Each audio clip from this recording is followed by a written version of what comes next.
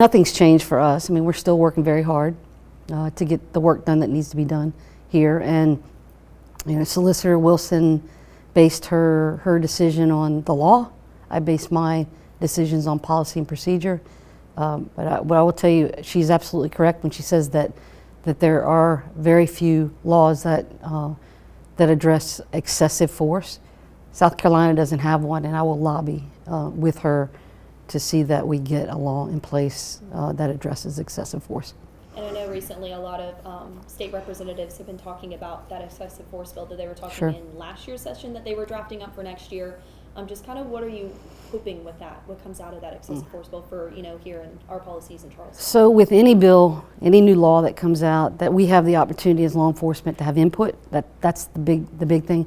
But also that we have the opportunity to train folks. No excessive force law is going to affect the way we train now because we don't train to use excessive force. We have moved years ago in a direction of de-escalation. Most of the country has.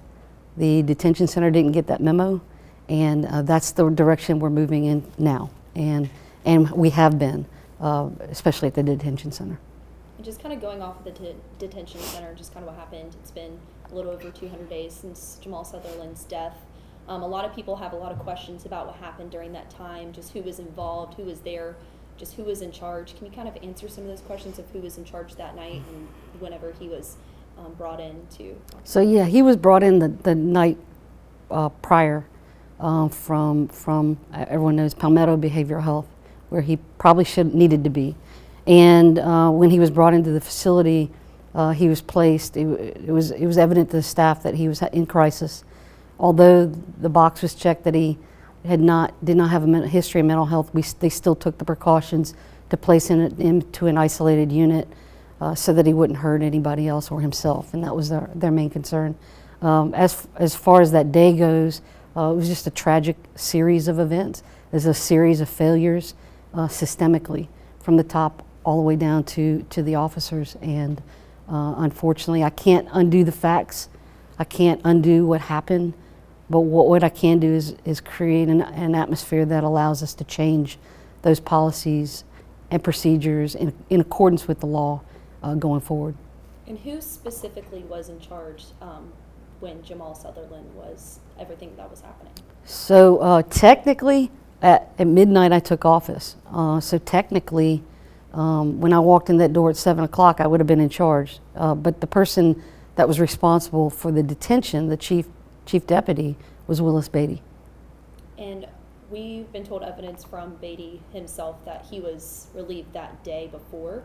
So I didn't know if there was anything kind of correlating with that he was saying that he was relieved that day before Jamal Sutherland was. No, he was relieved at noon that day.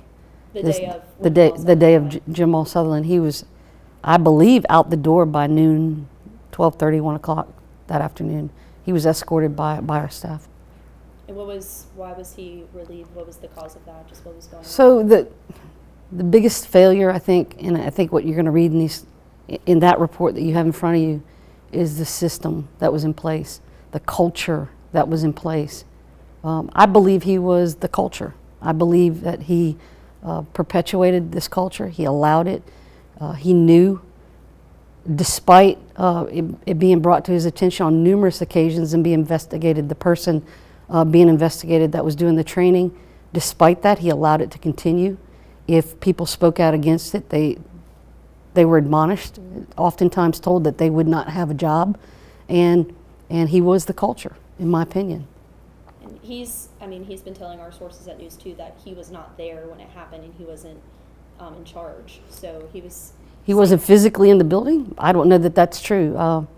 I don't know that he was physically in the building at the time. He was scheduled to be sworn in that morning, and I wouldn't allow him to be sworn in. And if he was listening to this right now and he's listening to you saying that he was there and he's allegedly saying he was not there, what would you say to him if he's not, taking action for this, like you just said? So he has no credibility with me. When I go into his office, or we into his office that morning, purposely leaving things on his desk that he had access to, and then he tells our staff that he doesn't know what happened to those items. when clearly those items were removed by only him. He doesn't have any credibility with me. What were the items that were It was a hard drive. of everything with Sutherland? Not with Sutherland. This was before Sutherland. Okay, just wanted to clarify. And just kind of going off of the two deputies, they were, they sat down, had interviews talking about the training that were involved. Do you know how long the training? I know they were feeling a little discouraged to go in there, and they were told no matter what, they have to get them out, whatever they have to do. I know Solicitor Wilson said that specifically. How does that make you feel? It's sad. They're absolutely correct. This training that they were given by Joseph Garcia, the vendor, that is referred to in that report, that training was unorthodox. It was borderline illegal. It was not in accordance with standards and principles and practices of the Academy, of Bureau of Prisons. It wasn't in accordance with anything. A lot of people, I know in the report, it referred to it as militaristic. It was beyond that. It was more prisoner of war type training. It was worse once we were able to find the videos. But this training had gone on for 11 years. Most of Sergeant Fickett's career, if not all of Sergeant Fickett's career, and probably all of Brian Huell's career. And unfortunately, that training contradicted policy. And there was no in between. And I know that Solicitor Wilson was kind of stating things that since that training's been going on since 2008 in Charleston County, there's been other instances where stuff like this has happened with Jamal Sutherland. She was kind of referencing some things. Is there anything that you maybe know of or could talk about that, kind of borderline some of those policies that you kind of go against? Yeah, so I'm not aware of any specific incidents that she's referring to prior to that, but I'm not surprised. And then, kind of going forward, I know you are wanting to change some policies in the jail. I know you've briefly talked about that in some instances. Can you kind of go over those policies now that have this moment to talk about how you're feeling about everything that's happened in the past few months? Sure. So some of the biggest changes I think that have happened, our very first policy was a duty to intervene. So there's no excuse anymore. If you see something, you must do something. That protects the people that have said, I don't want to do this, I don't feel comfortable about this, go ahead and punish me. Well, you no longer are going to be punished for that.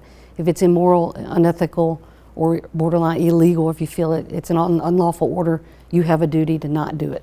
And they are protected when that happens. In addition to that, there was not a mental health policy that helped guide us in the detention center. So now there is a comprehensive mental health policy, and we use folks from mental health to help us kind of design that. The purpose of that is to work towards stabilizing of somebody that is maybe in crisis, and to get them in the place where they need to be to get the help they need. But before all, the day this happened, that policy that was in place, or the directive that was in place that you had to attend bond hearings, I knew that was illegal. I know that people have the right to refuse bond hearings, so that was taken out. That is no longer a policy.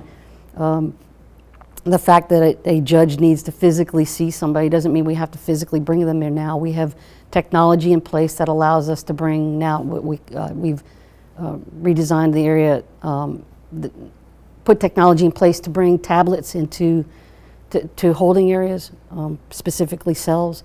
Before we had remote bond hearings, but they had to be moved to another part of the jail. We no longer have, have to move people. We can actually bring the tablets to them, and they can have face-to-face with the judge. And when they come in, we have an automatic flagging system. If they've been in our facility before, whether it be mental health, substance abuse, drug use, it automatically flags the providers within the facility that these are cases that need to be seen. They need to be screened for specifically not just medical, but specifically for mental health and or drug use, and that automatically screens them so that they're seen right sooner. Before I think the policy was within 24 hours, and now we do it as soon as possible. And how do you think how different it would be if these policies that you're very passionate about going forward with after being now sheriff? How do you think former sheriff could have allocated away from this with Jamal Sutherland, and different steps could have been taken? I know the training's been very I mean, words in this report, people have said it's very excessive, military-like. For someone with that mental health issue like Jamal Sutherland had, how do you think, different it could be in the system? Just now, after taking over, everything happened right when you were sworn in. Well, so in order to change something, you have to acknowledge there's a problem. And the systemic failure is there was no acknowledgement that there was even a problem to begin with. So I'm going to use that because it's now my responsibility to make sure that these policies and procedures are in, they mirror together, and that they're not in violation of the law, and that they're fair, and they're, I would say, I know you were asking about the former sheriff. I'm not pointing fingers because, again, I think if you don't acknowledge there's a problem, it's very hard to fix it. But I will use this as a catalyst for change, to do the things we need to do to make sure that nobody has to go through this ever again, and no other family has to suffer what the Sutherlands have suffered. And the former sheriff kind of regarded saying that his training that he gave to his officers, he saw nothing wrong with it, knows what they're supposed to do. How does that make you feel now, going through this with Jamal Sutherland, seeing the community more and the family more? How does that make you feel as the sheriff? It doesn't make me feel I'm angry. I mean, I'm just absolutely, this is absolutely indefensible. I know that this behavior was tolerated, it was permitted, it was encouraged on many levels, and there is absolutely no way that we can treat anyone that we expect to be professionals the way we treated our own people and say that it's okay. I was a tactical officer. I was a tactical leader for the SWAT team. I would never put my officers through what these guys had to go through, and these folks. And justify it. Absolutely not. It's irresponsible. And just regarding those two deputies, I know they were put on a 30-day administrative leave and working kind of desk jobs. Are they going to be hired again now that they don't have those charges against them, or what's the placement of the two deputies? They won't be hired back. They're just done? Not by me. Gotcha. And have you, I'm sure you have, but have you spoken to the Sutherland family? I know they had a press conference. I don't know if you've been in any communication with them since everything's happened, or a specific time that you've maybe talked to them since Solicitor Wilson, or just any specific time? No, I have not. I've extended that olive branch to the family on numerous occasions. But what I would say to them is that I realized there were failures in the system, systemic failures. Their son was a victim of that. And I will offer them that Jamal's death will not be in vain. We will work very hard to make sure that no other family has to go through what this family went through. There's no sense in it. This could have been avoided. And if Amy Sutherland would want to sit down with you, what was one of the first things you would tell her if you could talk to her right now? If she would sit down with me, I would tell her just what I told you, that we have a lot of work to do. I can't imagine what she's going through. I have 2 kids. I don't ever want to feel what she's feeling. I can't imagine that pain. And it'll never go away. You just learn to live with it. I understand that. But whatever I can do to make sure that this death is not in vain and that it helps other people, we will do it. And I know the other day there was, some protests going on, some people rallying in the community in Marion Square, and they're out in the community, fighting for. They have a lot of things to say, calling out for you, calling out for multiple people. What would you say to the community right now if they're, asking for you to do something or just to be a voice in the community? So I think what I would say and what I've been saying is, when a tragedy happens, we can do one of 2 things. We can get angry about it, or we can be the catalyst for that change. We can do both, but we can use that energy now to do something really positive for this community. And if people are that passionate about it, then they need to pay attention to what we are already doing and what we intend to continue to do. On August 4th, I'm hosting a mental health summit. This is not thought of overnight. This has been ongoing for months. This is a multidisciplinary team of professionals, community members coming together to figure out how we can do better, what we want our model to look like here in Charleston County to service the mental health community and to service the community in general. I've said all along through my campaign, I am in favor of reallocating funds to help get this services to the community that we need to get to the community, and I will continue to do that.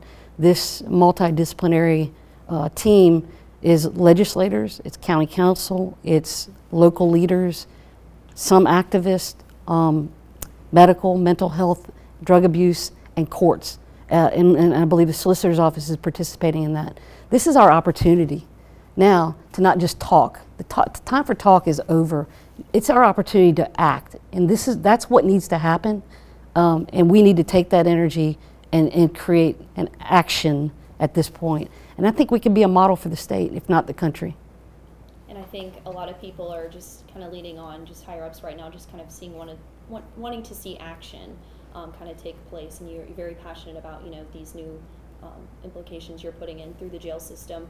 What training do you think needs to be done on a mental health level? Are you what exact things do you want to see your officers go through, just so they have better understanding of what a mentally ill patient's kind of going through and their confusion?